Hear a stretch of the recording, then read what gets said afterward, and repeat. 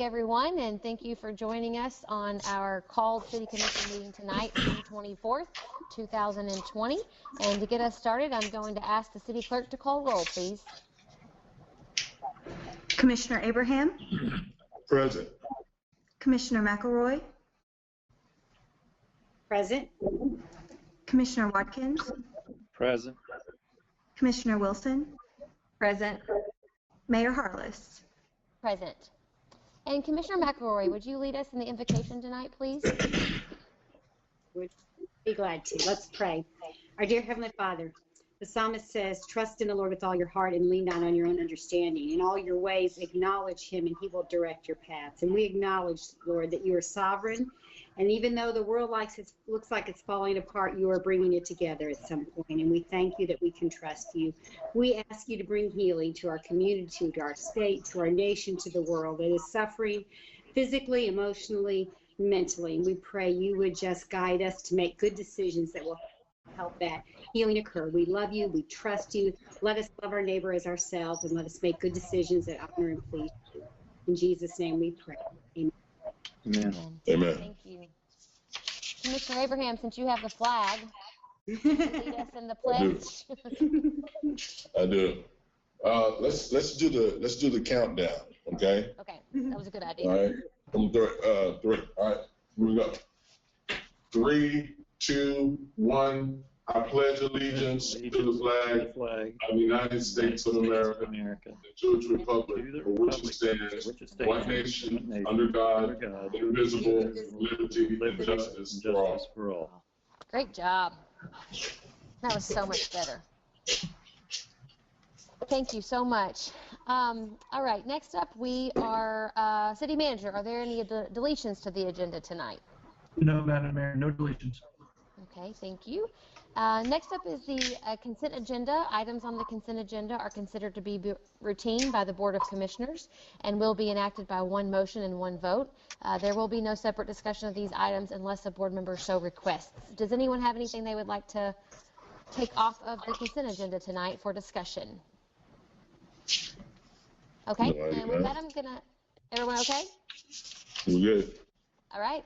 I'm going to ask the City Clerk to read the items recommended for approval, please.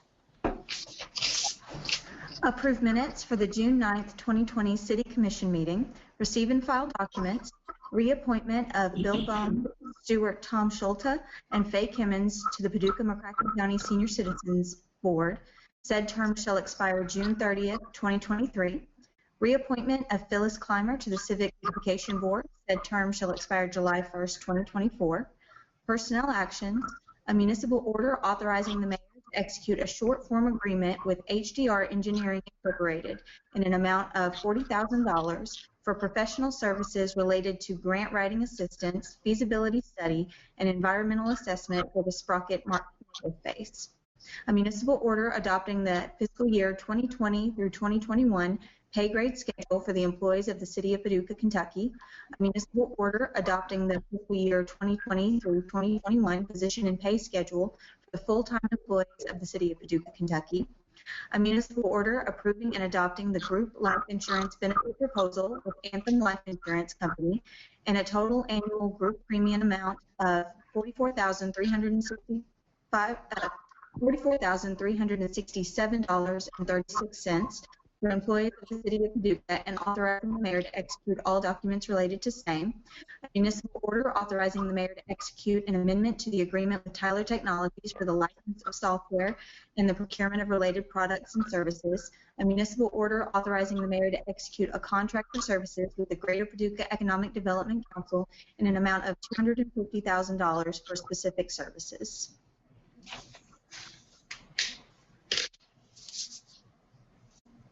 Can't hear. Thank you. I make a motion to approve the consent agenda as presented. So moved. Thank you. And roll call, please. Commissioner Abraham? Aye. Commissioner McElroy?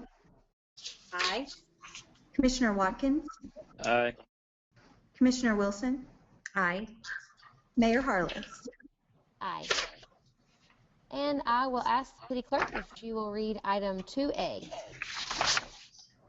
A proposed motion of the Board of Commissioners to adopt an ordinance entitled, an ordinance declaring the City of Paducah's intent to annex certain properties lying adjacent to the corporate limits of the City of Paducah and define accurately the boundary of said properties to be included within the said corporate limits.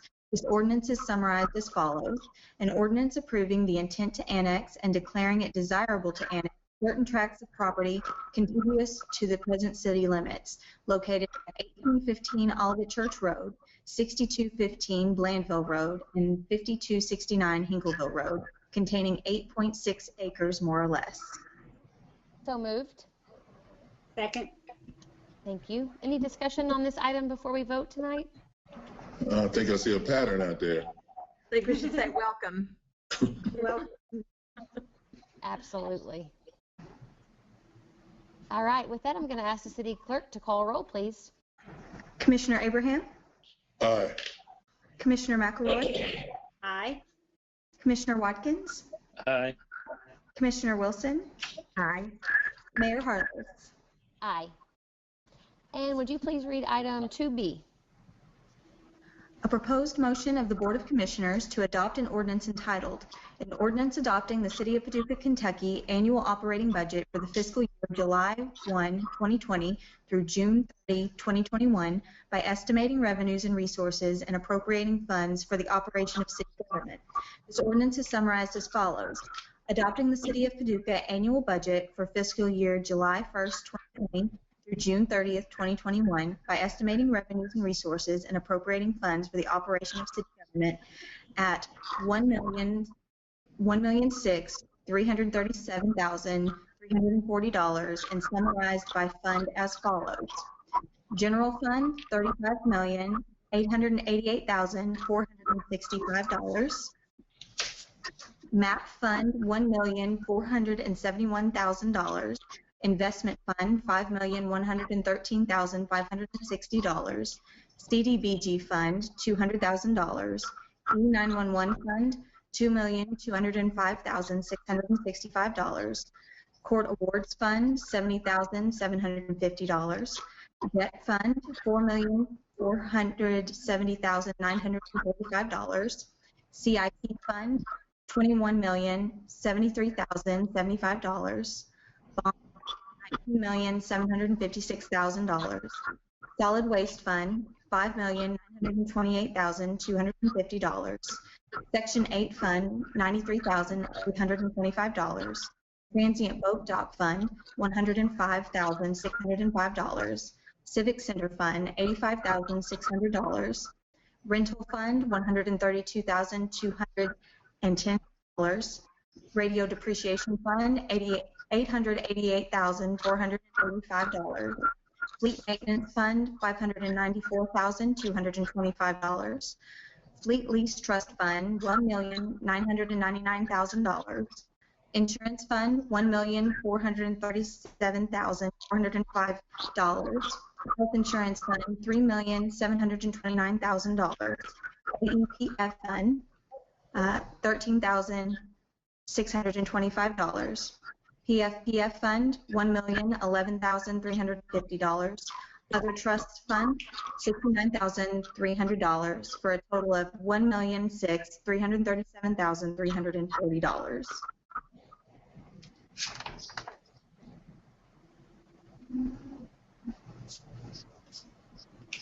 So moved. Second. Thank you. Got some feedback going on. Does anyone have any comment or questions they want to make on this item? No? I would like to keep talking, but it's like the background noise. I think that's coming from me, maybe. So, City Clerk, will you call roll, please? Commissioner Abraham? Aye. Commissioner McElroy? Aye. Commissioner Watkins? Aye. Commissioner Wilson? Aye. Mayor Harless? Aye. All right. Next up, we have introductions. Would you read item 3A, please, City Clerk? A proposed motion of the Board of Commissioners of the City of Paducah to introduce an ordinance entitled, an ordinance of the City of Paducah, Kentucky, authorizing and approving the sale of property at 5400 Commerce Drive to KSR Legacy Investments Corporation pursuant to an option to purchase in conjunction with McCracken County, Kentucky, with respect to a public project, and authorizing the execution of legal documents related thereto. This ordinance is summarized as follows. Authorization for the mayor to execute a deed by and between the City of Paducah, Kentucky and McCracken County, Kentucky as grantors and KSR Legacy Investment Corporation or its permitted assignee, if any, as grantee for the purpose of conveying the premises in exchange for payment of $3,600,000, which is the option price in the amendment to an assumption of lease agreement dated on or about May 21st, 2020, with KSR Legacy Investment Corporation, and for the execution of any and all other documents necessary to close on said transaction, not inconsistent therewith and not substantially adverse to the city, as may be approved by the official executing the same on behalf of the city or the city manager. So moved. Second. City Manager, would you like to give an overview of this exciting move? Yeah, I sure will. It is very exciting. This is the former Genova Plastics building out in the I-24 Industrial Park. The building itself is currently owned by the city and the county through a partnership, and then we have a company from out west who's looking to purchase the facility and create 80 jobs immediately once they take over that facility, and then also ramp it up to 125 jobs. The average pay for those positions, I just wrote that down. Trying to find where I wrote it. $17 an hour, I think. You got it. Yes, yes. So it's very exciting. It's a wonderful thing for the city and the county, and it's a wonderful thing for the community. It's good to welcome a new business partner to the community. We've had some success out there. Of course, we had a previous lease with Genova, and they were a good partner. But we're looking forward to a great partnership with KSR as they bring plastic services to Paducah. Very exciting. Now, also, just we'll note with the sale proceeds, this will allow us to retire a bond that we had in that facility out there. Our current bond payoff is $1,265,000. So once that bond's retired, then the county and the city will split the bond proceeds. I'm sorry, the sale proceeds. Great. I want everyone to take a moment and just feel what this feels like, because this is what economic development should feel like in a community where we are selling assets, we are making money for the city taxpayers, and we are bringing in jobs all simultaneously. When it's working, this is what it feels like, and this is what it looks like. So I hope we can all take a moment just to identify this in a moment in time when it works the way that it should have worked. So thank you, Jim, for all the work you've done. We got to thank Bruce Wilcox for sure, and the team at GPED and the board. They worked very hard to make this deal happen. It really became apparent to me Bruce's background knowledge. He was understanding the very complicated securities and sale of this whole business, and was able to demonstrate that to the new owners and build that relationship. So it's good news, and I look forward to making this official soon. Speaking of that, Madam Mayor, we'll also need to get a consensus on when we want to have that next meeting so we can make this official. Great. Well, does anyone else have any comment or questions they'd like to ask about this item? If not, I'm going to let the city manager take over for his comments. I'd just like to say, Mayor, that I think this is wonderful news for the community. We need good paying jobs here for our people. And here we're immediately have 80 new jobs, and then soon 125 jobs with an average hourly wage of $17 per hour.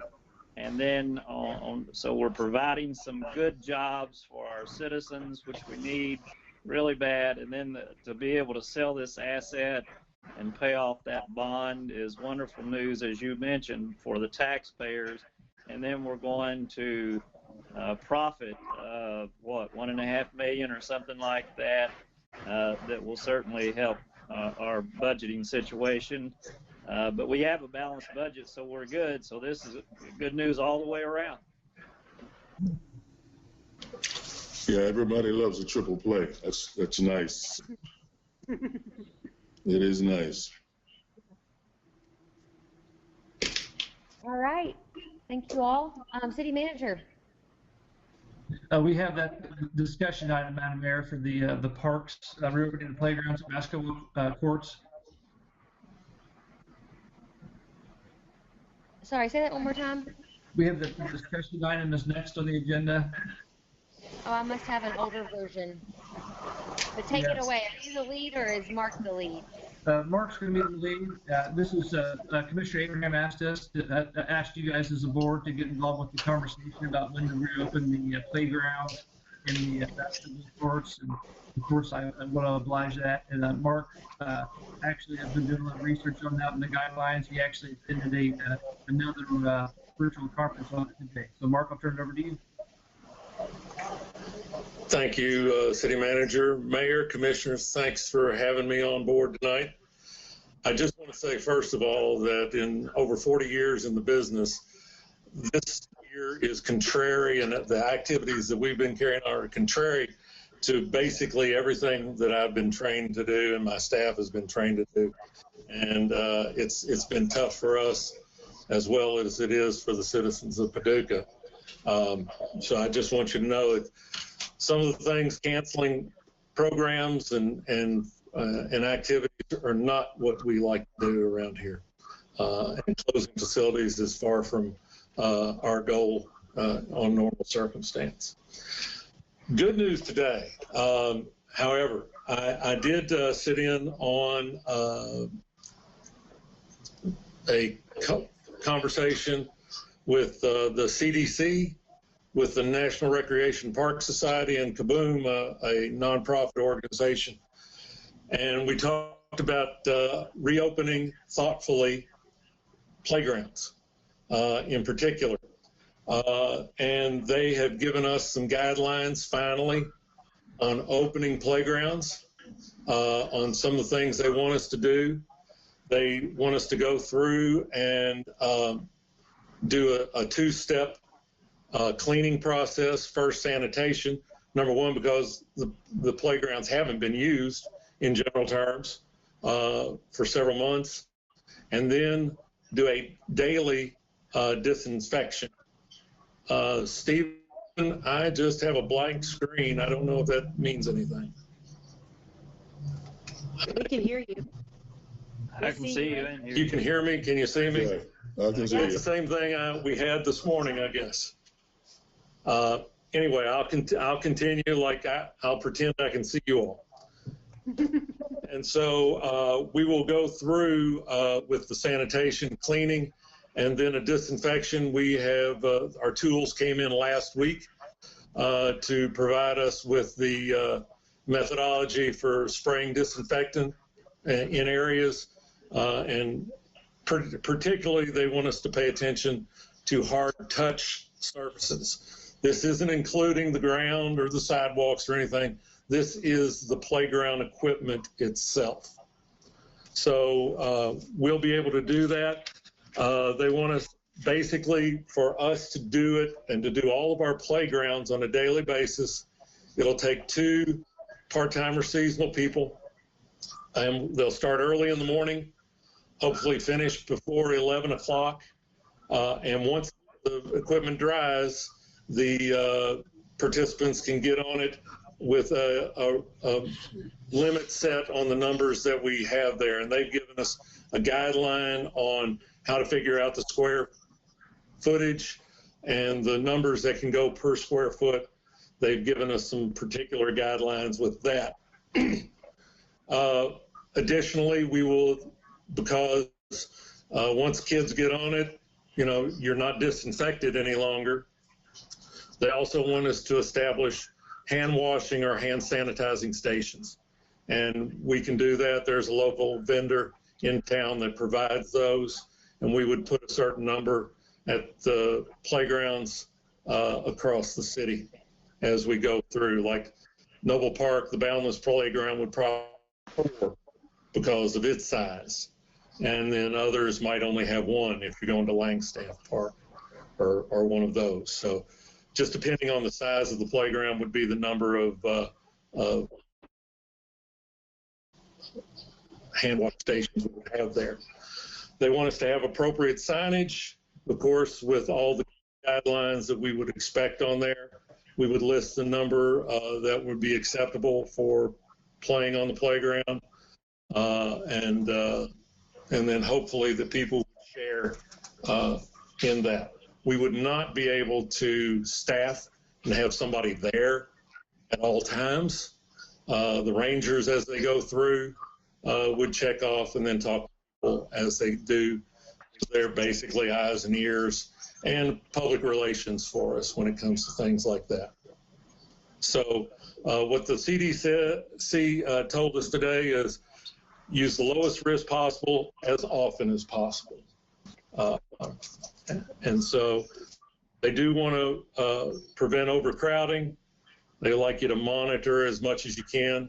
And then they've got a whole list of same type of guidelines that you get when you go into your restaurants, your groceries, asking you if you're sick not to be out on the playground, and you know, those type of recommending masks and some other things like that.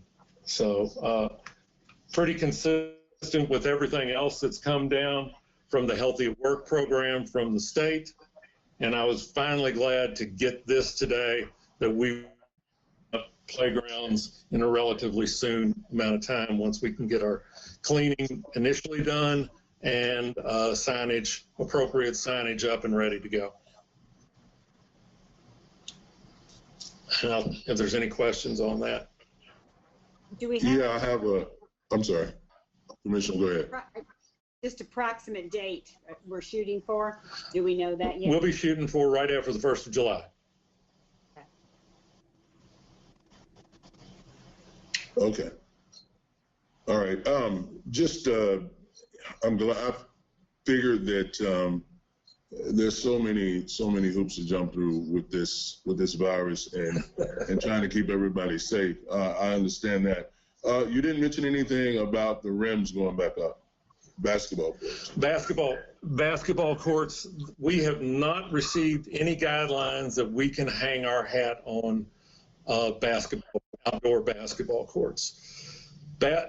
Number one, the highest opportunity for infection and trading the coronavirus is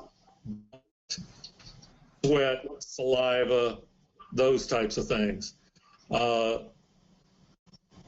And doing that, opening that, I don't know any way to play basketball other than playing horse that we could really do that and keep that down. We don't have any surfaces to spray. Hand washing stations would only work for a little bit until you touch somebody, and that's part of what we've got there. It's difficult to make a recommendation to you, positive, to put those up based on, we just don't. The CDC, I asked that specific question, had it asked, and the only guideline that they gave us and could give us on today's session was 6-foot distance. And for us to take on that concern and the possibility of that liability, I find it difficult from a professional standpoint to put the city in any jeopardy to play basketball. As much as I hate it, I refereed college basketball for over 18 years, and I love the game. But right now, they haven't given us enough guidelines that we can comfortably go by that I could make that recommendation. On June 15th, the governor opened up football practice across the state of Kentucky.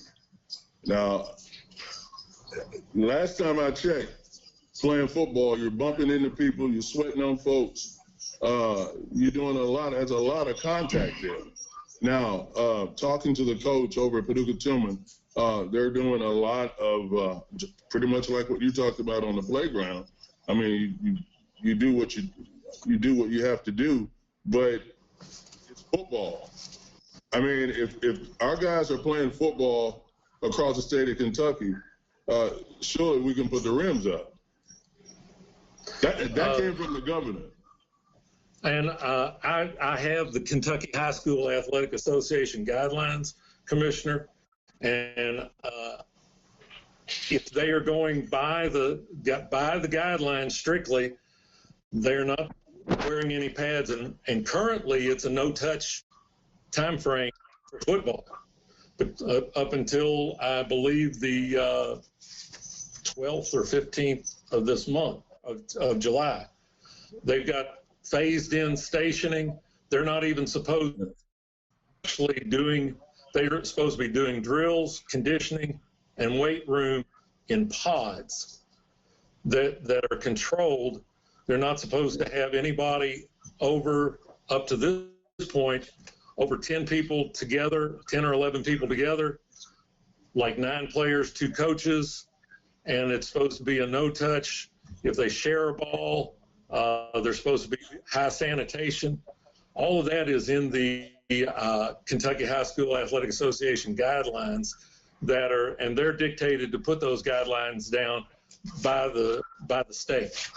And so if they're doing that, I mean, there's a whole lot that goes into what the high school football is supposed to be doing, according to the High School Athletic Association. So, as far as you know right now, nobody's playing basketball, or should be playing basketball outside in the state of Kentucky. Well, according to the guidelines you just laid out. Well, the guidelines, this is the High School Athletic Association guidelines. We have not received anything down from the governor's office or the CDC specific to basketball. But when you dig into it, again, the most likely contact, exchanging bodily fluids, saliva, those types of things are the highest transmission of the COVID virus. And when we do that, if we open that up, basically it's inviting that to occur on the basketball courts. Well, any of you guys want to jump in? And I'm interested to hear your opinion. We as the staff will do as directed, but I cannot recommend it. I believe we're required to follow the state guidelines, correct? It sounds like we don't have clear guidelines for the state, from the state. We've got high school guidelines, but we don't seem to have, recreational guidelines. Is there any way for us to submit that question and try to get some kind of answer? Because That's a good point. Thank you for bringing that up. I have talked to the health department, and they were going to pass along and request that Mr. Costner, on his weekly meeting, which is tomorrow, ask the question specific to basketball. And hopefully we'll get some guidance from that. Yeah, I just ask us to pursue that hard, because it's hard on these kids to not have anything to do. It does come down to a health versus health issue. There's mental health, there's physical health. We have kids sitting around more than ever. That sometimes leads to people doing things they shouldn't do. And I know you all understand that, but I just, we want to follow the guidelines, but we need help from them. They need to help us with this as soon as possible, because we need to get kids active as much as we can. If you go to the Guidance for Youth Healthy at Work website for Kentucky, and then go to their guidance for youth sports and athletic activities is very vague on outdoor basketball. It's not even really mentioned. It's high-touch indoor youth sports, which includes basketball, but when you go to outdoor, it doesn't even doesn't even say basketball that I can find. It's very limited, and that's what they said today. I mean, there was a very, very bare answer. I will tell you, but from understanding what basketball is and the contact that goes along with it, I just can't personally make that recommendation to you that could put the city and its citizens in jeopardy. I think the only way that we could possibly do this is if we were ready to put serious resources behind it. When you're talking about youth sports and you're talking about the way that they are, the guidelines for youth sports, they are very clear in saying that this is a very confined group of people. It's the same team that's with each other on a regular basis. They're not allowing those pods to interact. So once you're in a pod, you're in a pod from now until probably this is over. So they say if you're doing any of the practicing or anything outside without a team, that you stay with your family members or you do drills by yourself. And that's the part that I do think might be available if we're ready to put serious resources behind it. But we're talking about a paid staff person monitoring the basketball courts from now until I don't know when. So if we want to go there, I think there's a way to make this happen. But you're going to have someone monitoring that people are not playing, 5-on-5 basketball, that they are just doing drills, that they're shooting around, that they're making sure that they're, staying apart from one another. They have to bring their own basketballs, or we provide them and wipe them off with each. I mean, there's a way to do this, but it's going to take some serious resources in order to do it in a way that is safe. Right now, even with these generic guidelines, I think we could create a program. And I mean, I don't know, Mark, if I'm stepping over you, but I do think if you had the right resources, you could put together something that mimics a team sport in the way that you actually open up basketball courts for recreation. It's just got to look like a team sport. And that takes some time to plan, but I don't think it's impossible. I wouldn't think it's impossible. I'm not sure what the participation level would be if you're just allowing people to shoot drills, because even right now, like it says, they're not even allowing the what's the terminology? Hold on just a second. That they're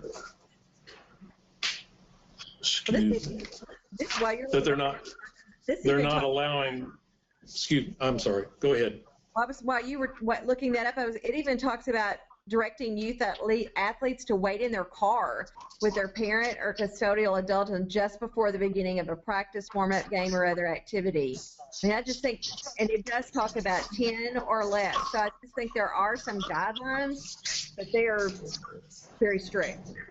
Yeah, the other guideline that's really important is that they actually ask the coaches and students to check temperatures and ask for symptoms before you step onto the practice field. So again, that if we were going to have to try to pull this off, it would need to look like a team sport. And I don't think it's impossible, but I think we're talking about a lot of resources and a lot of personnel. Well, and I would, hopefully we can get something out of the health department that may be of assistance with this and help us make a better decision at that point as well.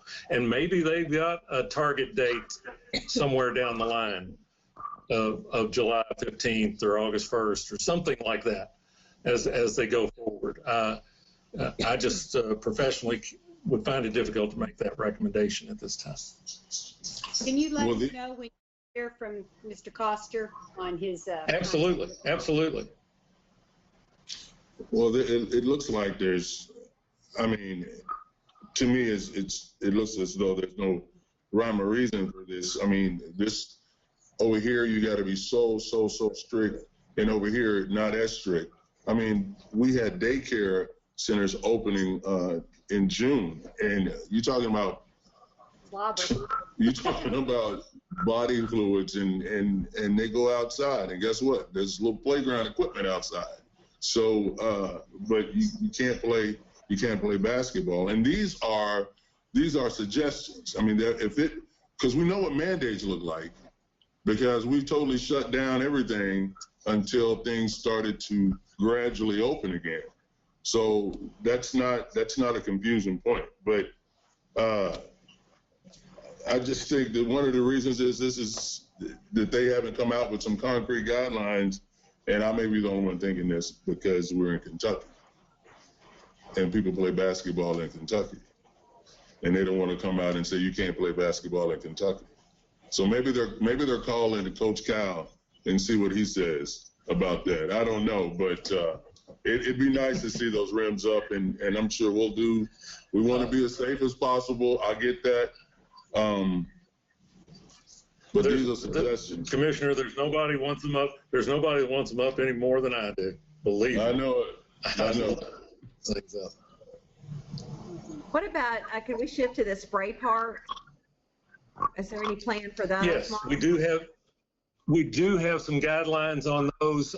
We do have a few more hoops that we have to jump through in particular for those. We have a company, if you recall, we're still in the first year. It seems like a long time ago, but we're in the first year of operation for the health park, the Brockenboro Rotary Health Park spray pad.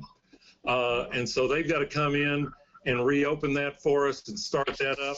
That's probably the simplest one for us to do, but it's kind of hard to open up one and not open up the other because it's more mechanically,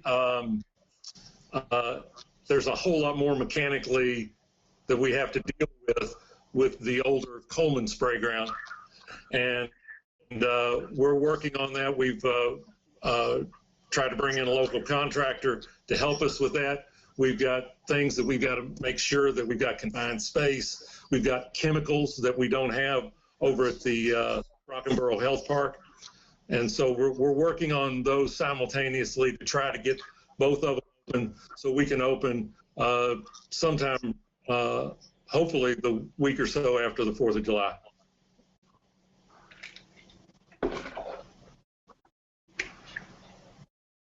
And hopefully we'll be able to keep them open. Sounds like from just what I've heard, schools will be starting till later, so we can keep those open at least until school starts back up. Could we not keep those even open after school opens, maybe so they would be available on the weekends? Depends on the weather. It depends on the weather. And then we close them. At least through August, I really. I think they were open until September. Yeah. We had them into September last year, but we've had some cold days on Labor Day in the past. So we just watch the weather. We don't typically make a solid date that they're going to be closed on September 7th or anything like that. We usually just kind of let that go.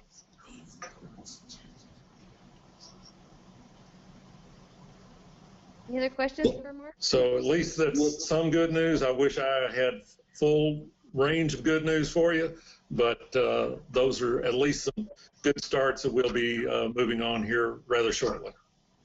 Well, just thank you for that update. And I just want to add that most of the general public that's not in the know, I mean, we get updates all the time about what's going on across the state. And most folks think that the playgrounds are shut down, it's mandatory by the governor, and we can't ever open them. But that's not exactly true. It's suggested that we follow these rules, and that's what we're choosing to do. So it's our choice to do it or not to do it. So, but I get it. And Mark, thanks, man. You take care. I can't see you, but take care. All right, City Manager. Yeah, thank you, Madam Mayor. Just to try to figure out when we're going to have this next meeting to approve the sale of the Genova building. We proposed earlier that would be on Tuesday the 7th at 5:30. I know Commissioner McElroy said she wouldn't be able to attend, but I think tonight she said she could. We could do it virtually, and it'd take 5 to 10 minutes tops. When are you talking about now? The same date we proposed before, the Tuesday the 7th. Okay. Of July. Yes.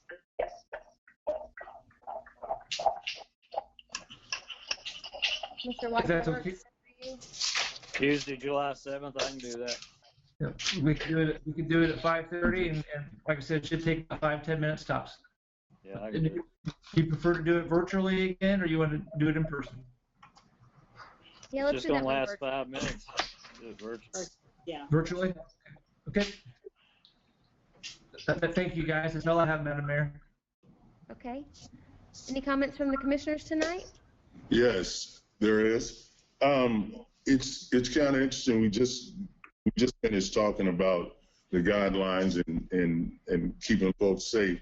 And I don't know if there's any more fully assembled protests here in Paducah. The schedule, sometimes I know they just pop up.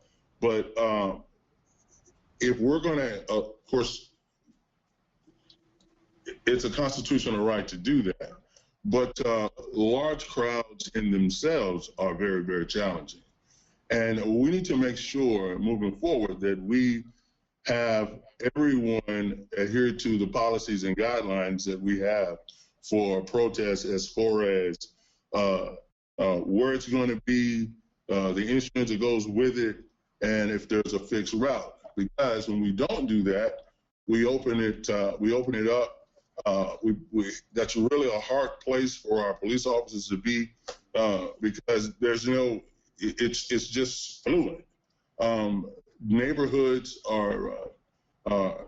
could be compromised because there's no fixed route. I mean, everybody's everywhere. We do this, we make sure that everybody is on the same page. I think that keeps us where we need to be as a municipal, at the same time allowing those folks that want to congregate understand that, okay, if you're going to meet at the Civic Center and you got a fixed route to the monument, Martin Luther King Monument, okay, that's understand that. Here's your permit, here's your insurance, get your insurance, and you're good to go. When we don't do that, we send mixed messages, and then things can go sideways pretty quick.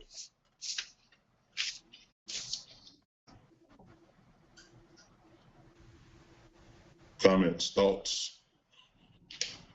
Now we will be able to do that. Actually, we're going to be able to start issuing special event permits at the end of this month, after the 29th, I believe, for up to 50. So we're still capped. Before, there was no special permits because it was only up to 10.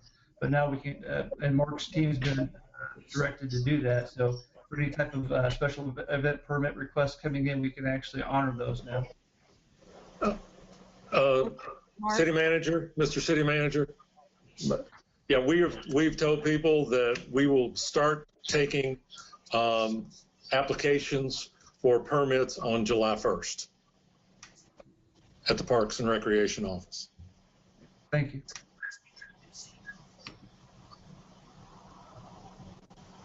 So if I wanted to have a demonstration, I got to come to City Hall to get the proper paperwork, whatever we require, whatever the city requires me to have, I got to have it. Is that what I'm hearing? We're going to start doing the permit process like all other processes on July. If there's any other deviation, it won't be through this department. It'll have to be approved elsewhere. I mean, we're all about following the rules here, right? I mean, and we want to make sure everybody is operating out of the same book. From our perspective, they will be, yes.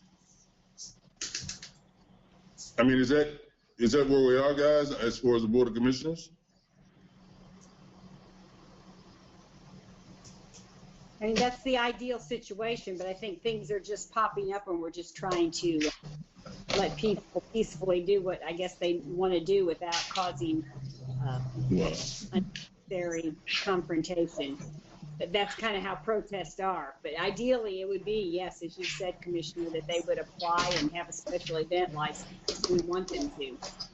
Well, I understand exactly what you're talking about. If you look around the country, there's a couple of cities that things just popped up and no one, everybody's like, okay, we don't want to and they got a total mess on their hands. And that's what I do not want to happen here. I think we got some pretty reasonable people here, but there has to be some guidelines and some rules to do what you want to do. You have freedom within these boundaries, obviously. But when we don't do that, we put our police officers, our safety people, we put them out there without any type of guidance as far as this crowd. This crowd moves, and you don't, that whole mob mentality, we don't want that. We got a little taste of that back a few weeks ago, and you don't know who those people are. So I think that keeps us as best we can from venturing off in those ways. We just say I think our Paducah Police Department, they've really done a great job of keeping control. I know there was that incident following. There was an event early in the afternoon, and then that night there was another incident. I'm not sure that they were even related that much, or that they were even local people. But I will say our Paducah Police Department have done a great job in trying to keep control, keep everyone safe, and I really commend them on that. Yeah, but then we're not giving them any guidelines though, the way we normally do. Guidelines that, well, these things just came up, and I think that they had to they were planned. They were, they weren't just, they were there and taking charge. I thought they did a really good job. No, I totally guarantee you they did a great job, obviously, but as policymakers, we need to make sure that folks are following our policies. No one wants to interfere with a person's right to protest. I think we all agree with that. But you look around this country, when leaders don't lead, chaos happens. And we definitely don't want that to happen here. Well, I agree with Commissioner Wilson. I think our police department stepped in and led. I really firmly believe that. The several events that happened after the first event, they actually worked with the young people, the young protesters, to create a scenario that was the safest possible scenario. I do agree that at some point the line needs to be drawn in the sand. I think that we as a body, it sounds like July 1st is the beginning of starting those permits. I would recommend that we encourage those young people that they need to moving forward, and maybe even Jim encouraging our police department that moving forward, they've been able to demonstrate without our heavy hand, I guess you could say. We've been very relaxed in how we handle those situations. Our police have worked in partnership with the organizers to make sure they're safe. But it probably is time to draw a line in the sand and say, from now on, if you want to organize or demonstrate, you need to follow the rules and apply for a permit and do the things that are necessary. So water under the bridge at this point. A lot of these things did come up last minute. They came up quick. There was a very fine line between trying to shut down people who were emotional and people who were trying to demonstrate and express themselves on an issue that's super important to our country and to our community. But I do think that it is time, and July 1st sounds like a very reasonable time to draw a line in the sand and say there will not be any more events unless they are permitted, and we need to make sure we get the word out to these young organizers and let them know that. They can learn from this experience as well. They can learn how to organize. They can learn the process. They can learn what it takes. And again, this could be a partnership with our police department and our young people who are out here trying to demonstrate. Okay. Anyone in opposition of that path forward? Sounds good. City Manager, is that clear? Yeah, totally fine. That's the path we were taking. Excellent. Okay, any other comments tonight? No? All right, I'm going to make a motion to adjourn. Second. Me. Second. All right, all in favor, say aye. All right. Aye. All right, good evening, everyone. Dude.